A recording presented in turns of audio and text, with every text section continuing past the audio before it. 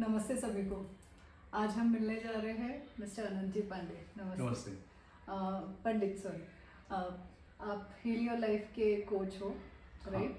And you are one of the Landmark leaders as well, Landmark Education world wide. Sir, अपने बारे में कुछ बताइए प्लीज़। पहले तो बहुत सारा धन्यवाद, आप आए हो इसके लिए, और मैं चाहूँगी कि दर्शक आपके बारे में कुछ जानें। जी, धन्यवाद स्वाति जी, एंड सभी दर्शकों को मेरा धन्यवाद। नमस्कार। तो मैं अनंत पंडित, मैं हील योर लाइफ का लाइसेंस टीचर हूँ, लाइफ कोच हूँ, and leading business with heart and mind इसका फैसिलिटेटर भी हूँ।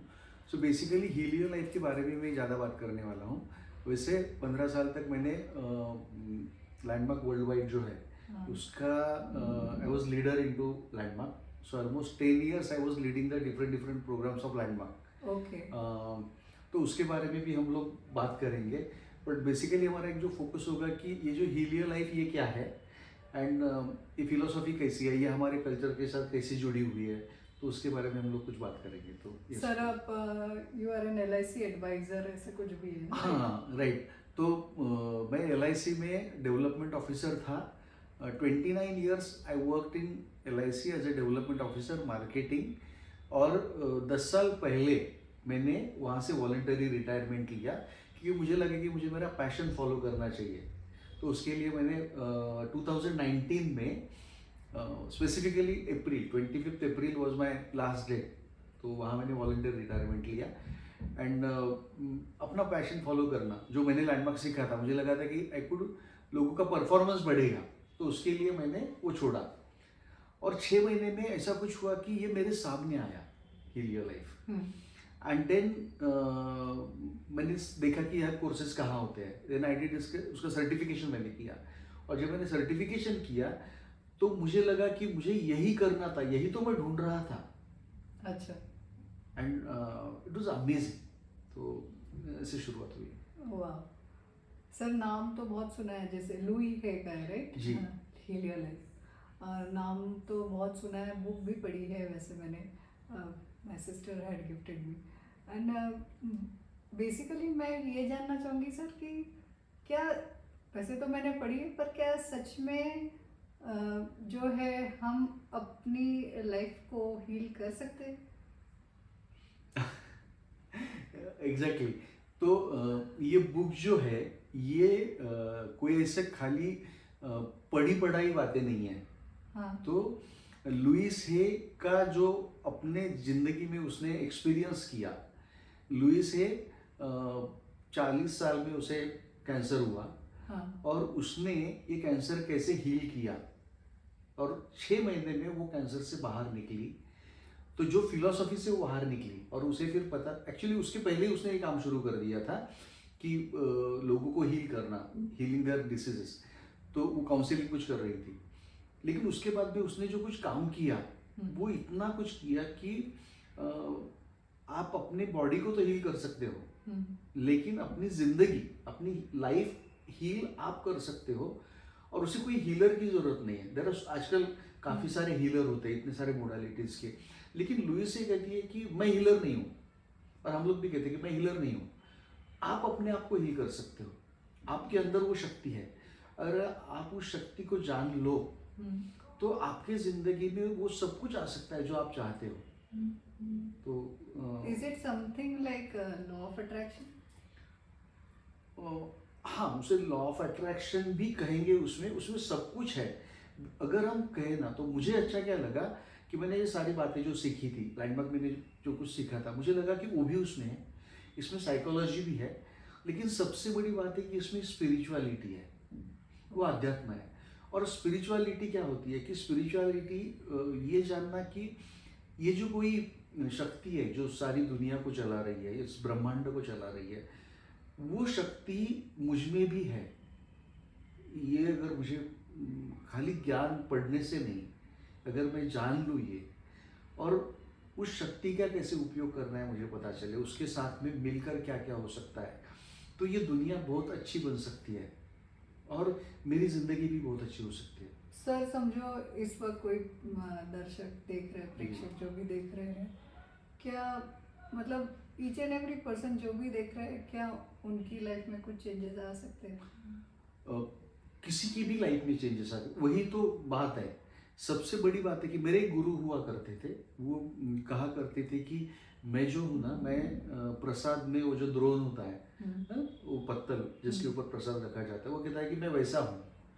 और लुइस भी कहती हूँ कि ये सब ज्ञान हम दे रहे हैं, तो वो प्रसाद ले लो, वो जो फिलोसफी उसे आप यूज कर सकते हो, उसे कंज्यूम करो। तो ये कंज्यूम जो करेगा उसे बेनिफिट होगा, कोई किसी को भी हो सकता है, anybody can do this. Basically यहाँ पर है कि कोई अगर डेथ बेड पर है, या कोई अगर बिल्कुल बैंकरप्ट हुआ है, या कोई कोई प्रिजन में है, वहां से भी उसके लाइफ में चेंजेस होकर उसे जो चाहिए उस तरीके की जिंदगी वो जी सकता है। सो एक्सट्रीम कंडीशन से आप निकल आ सकते हो जब अपनी अंदर की उस शक्ति के साथ आप कनेक्ट हो जाओ। सर कुछ टिप्स या कुछ बताना चाहेंगे प्रेक्षकों कि हम अपने अपने लाइफ में सच में कुछ चेंजेस किस तरह से ला सकते हैं, कोई थोड़े बहुत? Can that something B practically demonstrated right now? हाँ, प्रैक्टिकली डेमोन्स्ट्रेट के बारे में मैंने एक सोचा है कि हम जो अगला पार्ट करेंगे तो उसमें मैं चाहूँगा कि कुछ मेडिटेशंस हम करें। सो स्पेसिफिकली हम 1-2 मेडिटेशंस करेंगे। लेकिन अगर अभी आप देखोगे तो पहली एक बात होती है कि हमारे ज़िंदगी में जो भी कुछ हो रहा है तो उसका रीज़न हम बाहर ढूंढते हैं। वट एवर हैपन, कुछ भी हुआ तो उसका रीज़न हम बाहर ढूंढते हैं। तो जब हम अंदर ढूंढने लगेंगे, उसका जो आंसर है वो हमारे अंदर में है। दवाइयाँ जो होती है, दवाइयाँ हमें ठीक होने में मदद करती है, दवाइयाँ ठीक नहीं करती है। अगर दवाइयाँ ठीक करती तो सारे के सारे ठीक हो जाते ना। कई लोग होते हैं कि दवाइयाँ तो ठीक ही करती है ना। हाँ, कई लोगों के लिए कहते हैं कि हाँ दवाइयाँ अभी लागू नहीं हो रही है, अभी काम नहीं कर रही है। तो वो काम क्यों नहीं करती है? क्योंकि अगर आपका शरीर जो है, जब आपकी बॉडी अपने आप को हील करती है, आप देखोगे ना तो आपके शरीर में इतनी सारी शक्ति है कि अपना शरीर अपने आप को हील कर सकता है।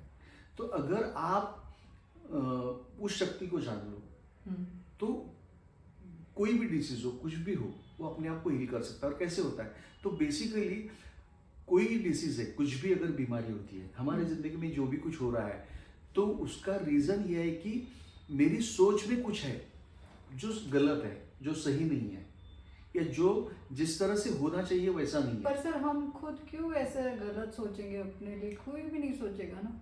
ये बहुत अच्छा कहा आपने, अपने लिए कोई भी गलत नहीं सोचेगा। हाँ। लेकिन बचपन से हम जब छोटे थे, हाँ। तो अगर आप देखें कि एक छोटा जो बच्चा होता है ना, वो कंप्लीटली एक्सप्रेस होता है, फुल्ली एक्सप्रेस होता है, उसे कोई डर नहीं है, किसी का डर नहीं है, कुछ नहीं है, और उसे जो चाहता है वो करता है, उसे जो चाहिए चीज़ उसने मांग ली, उसे वो मिल जाती है। तो वो जो जिंदगी है, एक्चुअली हम सभी उसी तरह जीने के लिए बने हुए हैं। लेकिन जैसे जैसे हम बड़े बन जाते हैं, उस तरह से जो हमारे बड़े हैं उनकी भी गलती नहीं है, उन्हें भी वो सिखाया गया कि हम ना अपने ऊपर लिमिटेशंस डालने लगते हैं कि ऐसा करना चाहिए, ऐसा नहीं करना चाहिए, ये सही है, ये गलत है। अच्छा, सही और गलत हम जो कह रहे हैं वो उन लोगों को उनकी अपनी नॉलेज से जो सही लगा वो सही लगा, उनको जो लगा ये गलत है वो गलत लगा। तो ये बातें हर एक एरा में बदलती जाती है। एक ज़माना था जब लोग कहते थे कि लड़की ने घर के बाहर नहीं जाना चाहिए, तब बाहर जाना गलत होता था। अभी वो नहीं है। अभी कई सारी बातें थी कि शाम के वक्त ये नहीं करना चाहिए क्योंकि तब लाइट ही नहीं होता था, तो वो कुछ गलत था। तो ये सारी जो बातें हैं, सही क्या गलत क्या, तो वो जो कुछ कहा गया तो उनको जो लगा वो कहा, लेकिन जो रियलिटी है वो सही क्या है, मतलब अगर आप देखोगे कि उनको लगा वो सही नहीं है। जो कुछ होता है ना, तो हर एक का अपना परसेप्शन होता है, उनका एक अपना देखने का जो नज़रिया था, तो उनके नज़रिए से लगा कि ऐसा ऐसा होना चाहिए। एक कुछ भी होता है तो मेरे नज़रिए से कुछ होगा, आपके नज़रिए से कुछ अलग होगा।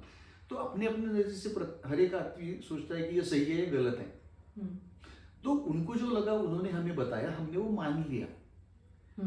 इससे सबसे बड़ी बात क्या है ना, कि ये सब होते होते जब बच्चे थे हम लोग, तो हमें पता था कि सब लोग हमें प्यार कर रहे हैं, सब लोग आके प्यार करते थे और अनकंडीशनली प्यार करते थे। लेकिन जैसे जैसे हम बड़े होने लगे, तब अननोइंगली हमें लगा कि अगर हम ऐसा करेंगे अगर हम अच्छा करेंगे, अगर हम गुड बॉय बनेंगे, अगर हम गुड गर्ल बनेंगे, तो ही मुझे प्यार मिलेगा।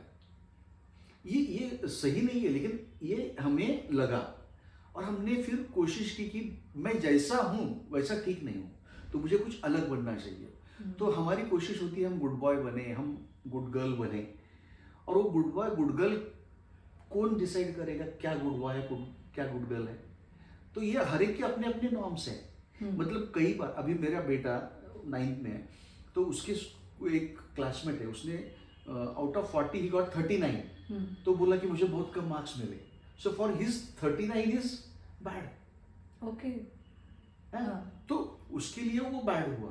तो हर एक के लिए अपना गुड बैड अलग अलग है। तो और वो जो, तो हमें क्या होता है ना, तो हमने पेरेंट्स हुए या टीचर्स हो गए, तो हमने सोचा कि हमारे टीचर का गुड बैड जो है, हमारे पेरेंट्स का जो गुड बैड है, उस फ्रेम में हम अपने आप को बिठा रहे हैं, right? So we need their approval. हम हमेशा उनके अप्रूवल की बात सोच रहे हैं, और अगर हम वैसा नहीं कर रहे तो मुझ में कुछ गलती है।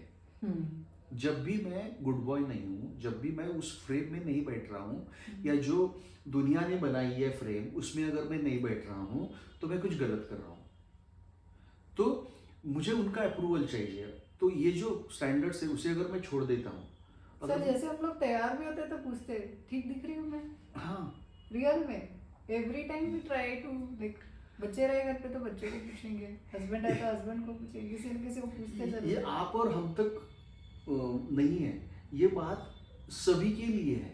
ऑपरा विनफ्रे, ये जो इंटरव्यूज लेती होती है, उसने कहा कि उसने दुनिया भर के सारे बड़े बड़े लोगों के, प्रेसिडेंट ऑफ यूएस और सभी के इंटरव्यूज किए।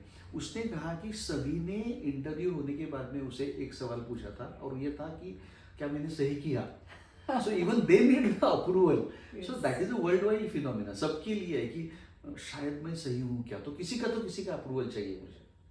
तो ये लगता ही है। और अगर मैं अप्रूव नहीं किया तो कुछ गलत कर रहा हूँ, और अगर मैं कुछ गलत कर रहा हूँ, ये मेरे दिमाग में है, तो ये एक बन गया कि नहीं, मुझे अच्छा करना चाहिए। तो इसी तरह से अलग, अभी देखिए कि इसमें हो गया ना कि फिर हमारे जो इमोशंस हैं, तो हमें लगता है कि अगर मैं गुस्सा करूँ तो गलत है, हाँ, अगर मुझे बुरा लग रहा है तो गलत है, हाँ, गिल्ट फील कर रहा हूँ तो गलत है। तो हम लोग सैड फील कर रहे हैं तो भी गलत है, सैड फील कर रहे हैं तो गलत है, किसी के प्रति नफरत होना भी गलत है। बिल्कुल। तो ये जो इमोशंस है, हम जब कहते तो हैं क्या कि ये मतलब हाँ। अनंत जी, क्या ये सही है या गलत है? ये सारी नेगेटिव चीजें, जैसे मुझे अगर समझो किसी के ऊपर गुस्सा आ रहा है, या किसी के प्रति द्वेष है, जी, या फिर खुद को ही नीचा देख रहे हैं, ये सारी चीजें गलत है। हाँ, अभी देखो कि हमें ना ये बचपन से सिखाया गया है कि ये चीज सही है या गलत है, कुछ भी हो, हाँ, तो हम उसे जज करने लगते हैं। हाँ, और ये जजमेंट वाली जो आदत है ना, इसने हमें फंसा दिया है। हमने जिंदगी में एक चक्र बना लिया है, एक लिमिटेशंस बनाई, उसी हम यही देखने लगते हैं क्या सही है क्या गलत है, ऐसा होना सही है, ऐसा होना गलत है। और ये सही गलत, और फिर right wrong, good bad, should shouldn't, ये वाले चक्कर में हम इतने फंसे हुए हैं कि ऐसा नहीं तो ये नहीं चलेगा मुझे, ये होगा तो नहीं चलेगा, और फिर ऐसा नहीं चलेगा तो मुझे गुस्सा आएगा, ऐसा नहीं चलेगा तो मैं गिल्ट में जाऊंगा, ऐसा नहीं होगा तो मैं सैड हो जाऊंगा। ये सारी इमोशन उसके पीछे आती है। तो सारी इमोशंस के पीछे भी ये जजमेंट वाला पार्ट है, और ये जजमेंट करते करते हम क्रिटिसाइज करने लगते हैं। तो इन सारी बातों के पीछे जो इमोशंस आ रही है, तो पहली बात कि ये सही और गलत किसी ने सोचा, हर एक का सही गलत अलग है, राइट? और फिर मैंने माना कि मेरा जो सही है वही सही है, मेरा जो गलत है वो गलत है, किसी और के लिए कुछ ये हो सकता है। और वो उसके साथ में जो इमोशन आई, वो इमोशंस भी गलत है। मैंने गुस्सा करना गलत है, मुझे रोना, ये भी होता है ना, बचपन से सिखाया जाता है कि अभी बड़े बन गए हो, अभी रोते क्यों? हाँ। या फिर लड़कियों जैसे क्यों रोते हो? बॉयज ने तो रोना ही नहीं चाहिए। बिल्कुल रोना नहीं। हाँ। तो ये किसने कहा कि रोना गलत है? तो ये किसी ने बोला, वो हमने मान लिया। तो जो नेचुरल इमोशन, अभी अगर मैं गुस्सा हूं तो गुस्सा हूं ना, लेकिन मैं चाहता, हम जो इमोशन के साथ में डील करते हैं वहीं पे प्रॉब्लम है। हमें लगता है कि ये इमोशंस नहीं होनी चाहिए, गुस्सा मुझे गुस्सा नहीं होना चाहिए। अरे भाई, मेरे मन के जैसा नहीं हुआ तो गुस्सा आएगा। अगर तो हम लोग जो फिलोसफी उसमें है कि इसके साथ डील कैसे करें, how to deal with the emotions, कि जहाँ पे हम गुड बैड से बाहर निकल कर उस इमोशन को पहले एक्सेप्ट करें और फिर उसे रिलीज करें। अगर हम कहेंगे कि गुस्सा नहीं आना चाहिए, उतना ज़्यादा गुस्सा आता है। हाँ। अगर मैं कहूँ कि मुझे इसका द्वेष नहीं करना है, उतना ज़्यादा मैं करूँगा। तो कई बार ये होता है ना कि हमें समझता है लेकिन हम, और सर ऐसा भी होता है कितनी बार ये सोचते हैं मुझे ये भूलना है, लेकिन वही याद आता है। हाँ ऐसे सोचती हूँ कि नहीं ये इंसिडेंट तो मुझे याद ही नहीं करना है, और वो ही चीज याद आती है फिर। हाँ बिल्कुल है। अभी आप मुझे बताइए कि मान लो कि मैं आपको कहता हूँ कि आप आंखें बंद कर लीजिए और आप अभी नीले ब्लू एलिफेंट के बारे में मत सोचिए, बाकी जो सोचना है सोचिए, ब्लू एलिफेंट के बारे में नहीं सोचना है। Think about anything. So what you are thinking? मुझे तो ब्लू एलिफेंट ही दिख रहा है। ब्लू एलिफेंट ही तो मतलब, मुझे जब मैं बोलूँगा कि मुझे ये नहीं सोचना है, तो हम ज़्यादा उसके बारे में सोचेंगे। तो एक बात है कि हाँ, मैं जो सोच रहा हूँ वो सोच रहा हूँ। अभी आप देखो ना, ये जो सोच भी है तो दिन में अप्रोक्सीमेटली 70 to 90,000 थॉट आते हैं, लेकिन ये थॉट आते हैं चले जाते हैं, थॉट आते हैं चले जाते हैं। हम इमोशंस को कहते हैं कि it is a energy in motion, या थॉट्स इन मोशन, तो that is a emotion. So thoughts जो मोशन में होते हैं उसे इमोशन बनती है। तो अभी देखो कि थॉट आते चले जाते, लेकिन अगर मैं कुछ पकड़ लिया था तो उसे अगर मैंने पकड़ लिया तो मेरे साथ में रह गया। एक थॉट आया है ना, उस सिनेमा की रील्स मूव होती रहती है, तो उसमें का मैंने कुछ पकड़ लिया, वही दिख रहा है बार बार, उसी को मैंने कर लिया। वो गुस्से वाली, वो एंग्री वाली या रोने वाली, उसको मैंने पकड़ लिया, मैं उसको पकड़ के बैठा हूँ। अब वो चली गई, लेकिन मैंने तो पकड़ के रखा है, तो मेरे इधर चल रहा है, वही चल रहा है। तो अगर मैं देखूं कि ये आ रहा है और जा रहा है, उसे मैं जाने दूं। ये मैं कहने के लिए तो बहुत आसान है, लेकिन इसके लिए प्रैक्टिस करना पड़ेगी। सर लाइक इन जनरल, या फिर मेरे बारे में भी बहुत सारे ना कुछ सालों पहले के भी इंसिडेंट याद आते हैं, अरे ये ऐसा हुआ था। अच्छे भी याद आते हैं और बुरे भी याद आते हैं, जिसमें बुरे मतलब जिसमें हम खुद हर्ट हुए होंगे जी। तो मुझे लगता है प्रेक्षक के साथ भी हाँ। ऐसा होता होगा, तो वो अभी भी तकलीफ देते कभी कभी जी। तो वो हम कैसे, how can we really deal with it? बहुत अच्छा पूछा। देखिए कि नहीं, दोनों आते हैं, ऐसा नहीं कि हाँ। अच्छे इंसिडेंट आते हैं लेकिन बुरे बहुत ज्यादा याद आते हैं। जी। और कभी कभी तो हाँ आश्चर्य होता है कि अच्छे इंसिडेंट नहीं पर बुरे इंसिडेंट की तो डेट भी याद आती, ये डेट को इतने तारीख को यहाँ पे ये हुआ था। And I think females are very good at it. Females are very good at it. And दूसरी एक बात है, आजकल ये जो डेली सोप चलते हैं ना टीवी पर, हाँ। वो भी आपको ऐसे ही यादें दिलाते रहती है। हाँ। तो वो एक इनपुट क्या हो रहा है। लेकिन आपने जो बोला ना, तो उसमें एक बहुत बड़ी बात है हमारे लिए कि कोई भी दुनिया का व्यक्ति, उसने उस वक्त जो एक्शन ली, वो एक्शन, उसका नॉलेज, उसका एक्सपीरियंस और उसका अभी का अवेयरनेस, उस क्षण का उसका अवेयरनेस, इस हिसाब से उसको जो लगा कि ये बेस्ट है, उसने कर दिया। तो पर अगर हमें वो चीज गलत लगी हो तो? हाँ, मैं आपको एक कहानी सुनाना चाहता हूँ कि पुरानी कहानी है कि एक कोई लेडी है, उसका छोटा बच्चा है और वो बच्चे के साथ में हम उसे मराठी में मुंगूस कहते हैं, क्या कहते हैं उसे? मुंगूस। तो वो जो मुंगूस है, हाँ सांप, तो वो नेवला, नेवला। सो उसके पास वो एक नेवला है और उसका बेटा है, राइट। और वो नेवला और उसका बहुत मिलजुल कर रहते हैं, वो सभी इसमें। अभी उसको पानी लाने जाना है और वो बच्चे को वहाँ उसने सुला दिया झूले में, और वो जो नेवला है वो बाजू में बैठा है और ये लेडी गई पानी लाने, और वो जब आके देखती है तो उसने देखा कि ये जो नेवला है उसके खून, उसके सारे चेहरे पर खून लगा हुआ है। अच्छा। अब वो खून लगने के बाद में उसके दिमाग में आया कुछ गड़बड़ हुई, और मेरा बेटा है तो शायद इसने मेरे बेटे को मार दिया। तो उसने वो जो हंडा था वो लिया और उसके ऊपर डाल दिया, वो मर गया नेवला, राइट। अभी उसे क्या लगा कि नेवले ने मारा, लेकिन वो अंदर जाकर जब देखती है तो देखती क्या है कि बेटा झूले में हंस रहा है और उसके बाजू में एक बड़ा सा सांप मरा पड़ा हुआ है। तो वो जो खून था उस नेवले ने उसे मारा था, लेकिन को मारा था। हाँ, तो इस क्षण का मेरा अवेयरनेस क्या है, उसका अवेयरनेस क्या था कि शायद मेरे बेटे को इसने मार दिया। अभी देखो कि उसका नॉलेज, उसका एक्सपीरियंस और उसका उस क्षण का अवेयरनेस, उस हिसाब से उस पर्सन ने उसको लगा कि ये सही है, ये कर दिया मैंने। तो आप, मैं और दुनिया का हर एक व्यक्ति जो भी कुछ करता है, गलत भी करता है, तो उसे लगता है कि इस क्षण यही करना सही है। तो हमने भी जो उस क्षण में किया था, तो उस क्षण मुझे लगा था कि मुझे लगा यही बेस्ट है, यही मैं करूं, इसलिए किया। तो इसीलिए वो जो कुछ मैंने किया उसके लिए अपने आप को माफ कर देना, अगर कुछ निगेटिव उस बात है। हाँ सर, मैं अभी वही बोलने वाली थी कि बहुत बार ऐसे होता है कि बाद में रियलाइज होता है कि अरे ये तो मैंने नहीं करना था, और वो गिल्ट भी लेके चलते हैं हम लोग। जी। वो बार बार मैं अरे ये चोरी की थी, या फिर ये गलत किया था, ये किया था, मतलब सालों तक अपने साथ ही रहता है वो। ऐसा नहीं किसी और की बुराई पर खुद की भी।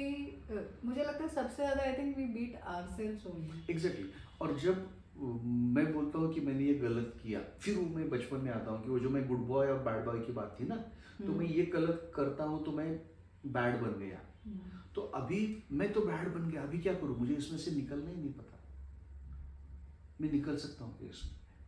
तो फिर हम ये आ जाते कि अगर वो, और फिर उसमें से वो निकल ही नहीं सकता है, हर बार वो नहीं निकल सकता है।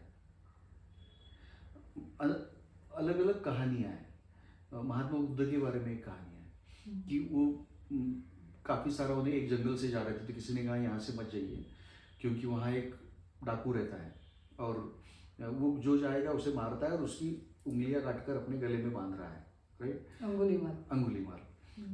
तो बुद्ध जा रहे हैं और बुद्ध जाकर वहाँ जा रहे हैं और वो अंगुलीमाल उनके पीछे दौड़ रहा है और वो उन्हें कैच नहीं कर पा रहा है।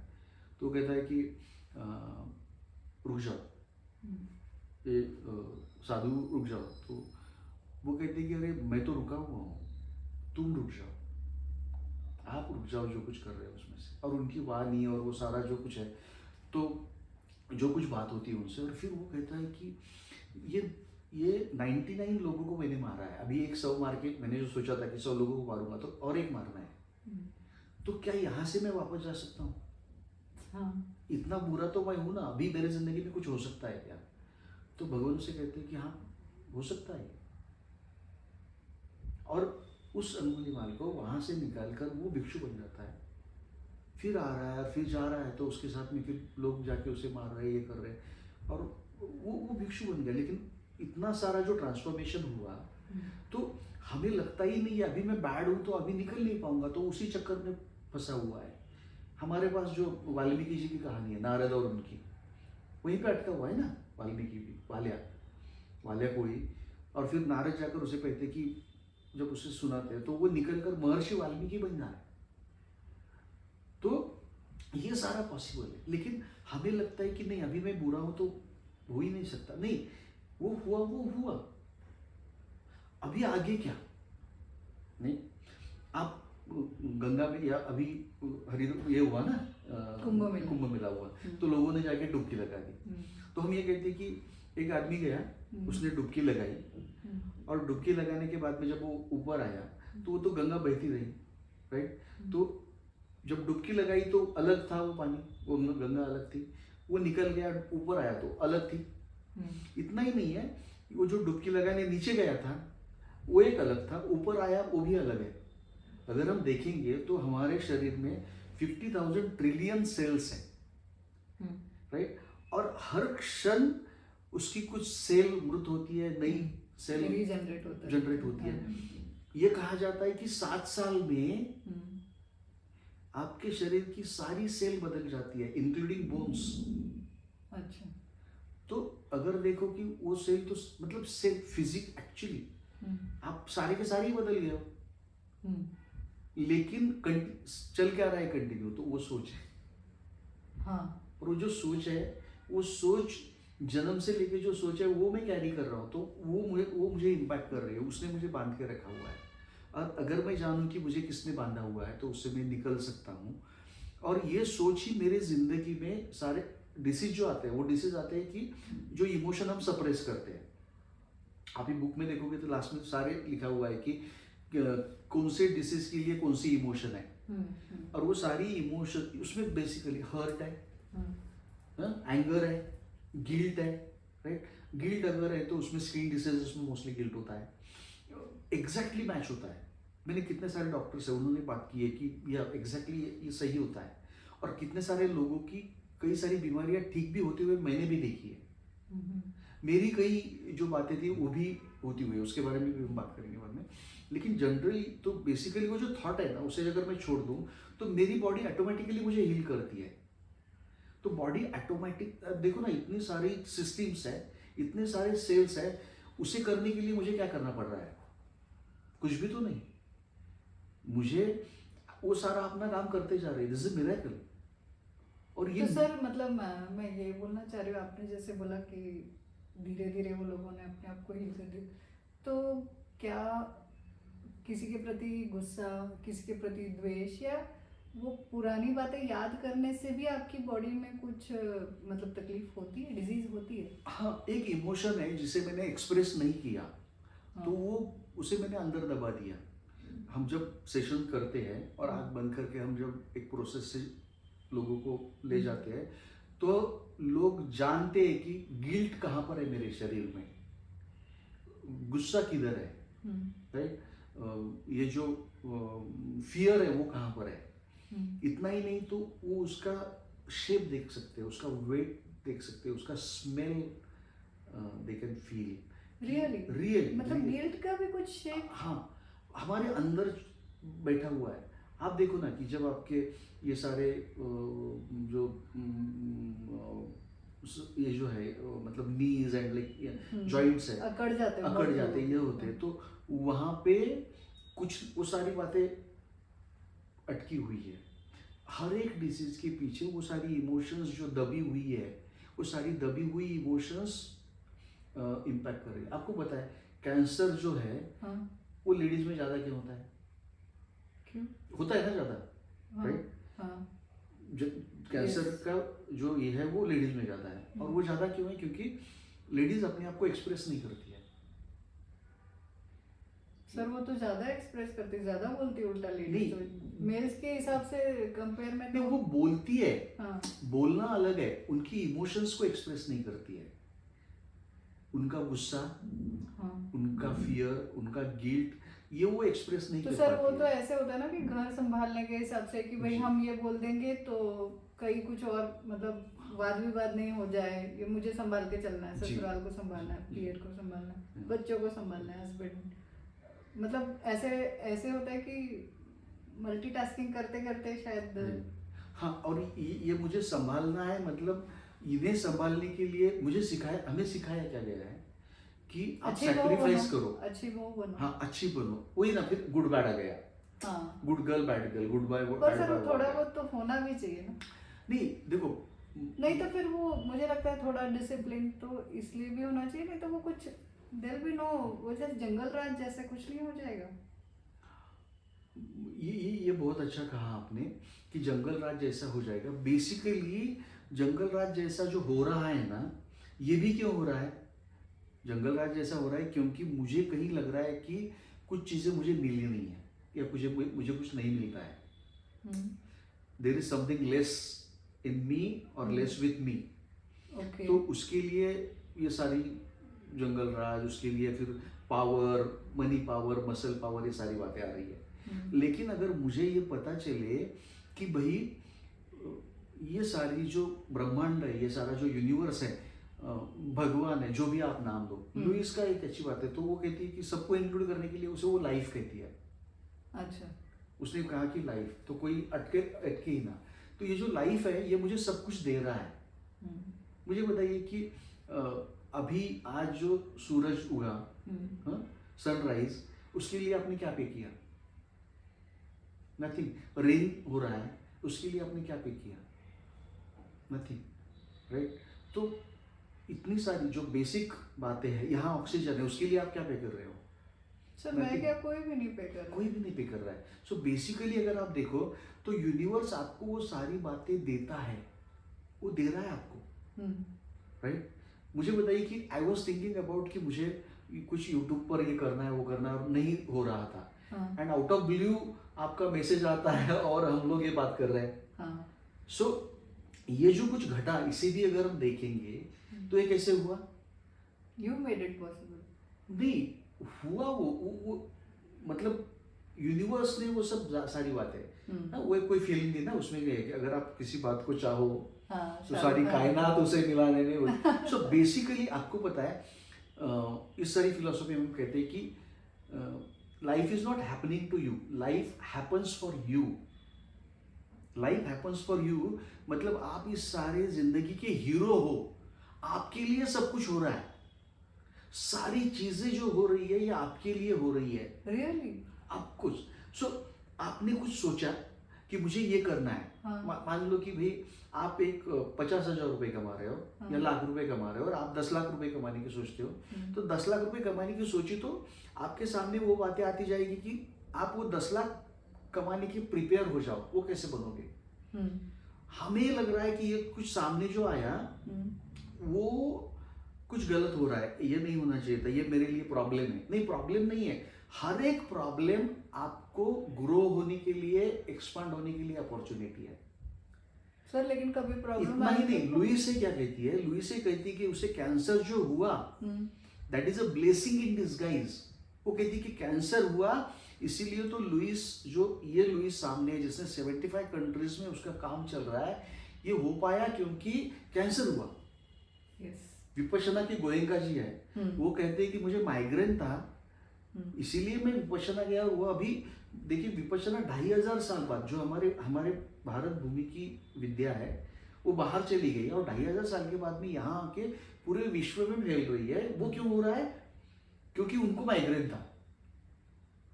अच्छा, माइग्रेन नहीं होता तो नहीं मिलता था शायद। नहीं, उनको नहीं मिलता था और हमें भी नहीं मिलता था शायद, राइट। तो अगर हमारे साथ अगर कुछ थोड़े बहुत challenges आ रहे हैं तो maybe that is an opportunity to grow. Absolutely, every challenge you are facing, everything coming, जिसे हम लगता है कि ये प्रॉब्लम है, वो प्रॉब्लम नहीं है। That is an opportunity to grow. That is an opportunity to expand. That is to opportunity to become a new you. What I say is like I am also like एक work in progress हूँ। मैं कल जो था वो मैं आज नहीं हूँ। जो मेरी सोच वहां थी वो आज नहीं है, अभी मेरी अलग सोच है।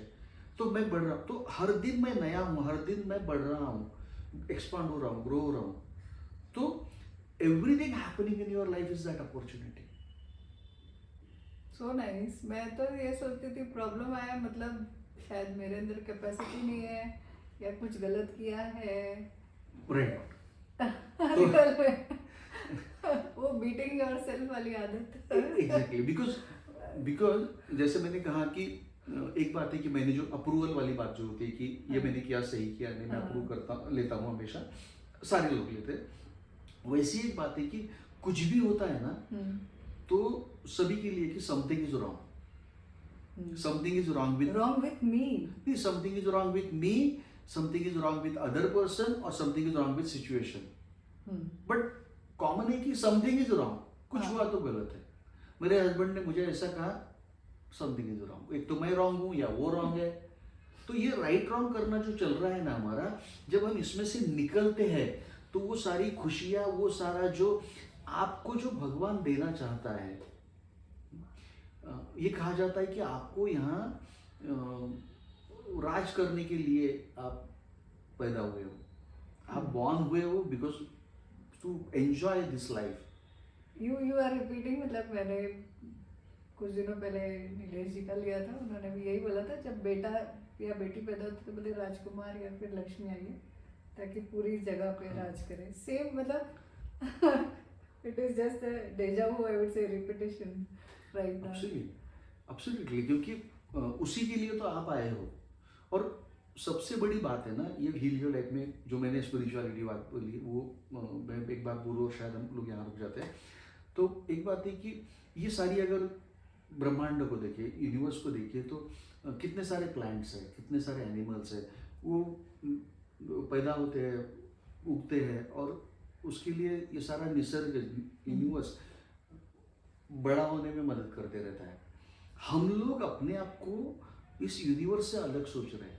हम्म, अगर मैं सोच लूं कि इस सारे ब्रह्मांड का मैं भी हिस्सा हूँ, हम्म, तो उसके साथ जो लॉज वर्क हो रहे हैं मेरे साथ भी वर्क होने वाले हैं। ये सारा ब्रह्मांड अच्छा चल रहा है, मेरे साथ में सारी अच्छी बातें होने वाली है। सो लुइस हर एक उसके affirmation, will talk about affirmation to next part. तो अफर्मेशंस में वो कहती है कि I am safe, hmm, whatever is happening in your life you are safe. Even मतलब जो दुनिया में आप आए उस क्षण से जिस क्षण आप दुनिया छोड़ रहे हो वहां पर भी आप सेफ हो। तो सबसे बड़ा डर तो वही है मौत का। राइट। तो मुझे लगता है इसके बारे में बाद में बात करेंगे। But I think to the crux of it, I would say कि go with the flow, ऐसा कुछ बोलना चाहते हैं। और आपने अभी जो बात बोली बहुत सही लगी मुझे कि पेड़ पौधे जो है जंगल में भी है, बिना हम पानी दिए वो अपने आप बड़े होते हैं, अपने आप फल फूल फलते हैं, फूलते हैं, सब होता है, और वो अपने आप चले भी जाते हैं। उनके लिए कोई कुछ करता नहीं है, but they do it on. शायद वो यूनिवर्सल पावर है जो करती है, और हम अपने आप को सोचते हैं कि नहीं मुझे ये करना पड़ेगा तो ही होगा, ये करना पड़ेगा तो ही होगा। But when I think when we surrender to it, तो बिल्कुल हम लोग जब हम सरेंडर होते हैं ना तो हम वो सारी उसकी ब्लेसिंग्स को अलाउ करते हैं। हाँ, करण रकर है उसका एक बहुत अच्छा काइंड ऑफ चैंटिंग है, I surrender I allow, yes, I allow I surrender. I so allow it. Basically जब आप सरेंडर करते हो तो आप उस सारी बातों को अलाउ करते हो। This is amazing thing. Thank you Anant ji, बहुत अच्छा लगा ऐसे राइट ना। मुझे तो मेरे लिए एक ड्रीम कम ट्रू है meeting healer life coach. In fact I was also going to मतलब इनटू इट, बट आपसे मिलना अपने आप में एक बड़ी बात है। और आज अभी जो बात की है मुझे ऐसा लग रहा है कि मेरी खुद की हीलिंग हो रही है रियल में। I think it's an opportunity for all of us to look into our lives, and it's okay wherever we are right now. Right. इसलिए मैंने बोला था कि हम लोग शायद एक इसमें नहीं कर पाएंगे बिकॉज इतनी सारी बातें हैं। और दूसरी एक बात थी कि बेसिकली हमारे एरिया में इसका काम कोई नहीं कर रहा है। आई शिफ्टेड टू मुंबई, लेकिन मैं बार बार इधर खींचा चला आता हूँ। मुझे लगता है कि नहीं, ये सारी छत्रपति संभाजी नगर के लोगों को या ये सारा मराठवाड़ा वहाँ पर सभी को ये मिलना चाहिए। और वहाँ नहीं, दुनिया के हर एक को ये पता चलना चाहिए जो नेचुरल है, जो यूनिवर्सल लॉज है। और ये यूनिवर्सल लॉज कैसे वर्क होते हैं, अगर उसके साथ में वो जो है ना, आपने जो कहा ना go with the flow, so going with the flow of universal laws and how it could make you prosperous and healthy, what everything you want it is there. So we'll talk about that. Thank you very much Swati ji. Thank you Anand ji. आज मैं भवदीप जी, late Bhavdeep जी पांड्या, उनको भी धन्यवाद देती हूँ। He is no more, but उन्होंने आपका number दिया था मुझे। He is from Mumbai, he was from Mumbai, and I happen to find you. मतलब मुझे भी आई रियली डोंट नो, बहुत सालों पहले वो नंबर मिला था, एंड अभी कैसे क्लिक हुआ ये सब। आप कह रही हो तो आई एम गेटिंग गूज़बम्प्स। ये जो कहते हैं कि हम सारे जुड़े हुए हैं, वी ऑल आर कनेक्टेड, तो हमें पता ही नहीं। अभी भवदीप जी और हम जानते थे, उन्होंने भी लैंडमार्क किया था, उन्होंने हीलियो लाइफ किया, और कोई वो मेरे कुछ सेशंस में भी आए, हमारी मीटिंग में साथ होते थे। लेकिन उन्होंने आपको नंबर देना और ये सब जो होना है ना, ये this is the way universe works. Then we it was unintentional. Absolutely, and miracles happen. Are we really ready for the miracles? Yes. Are we open to receive it? I Right. think we are. Yeah. बहुत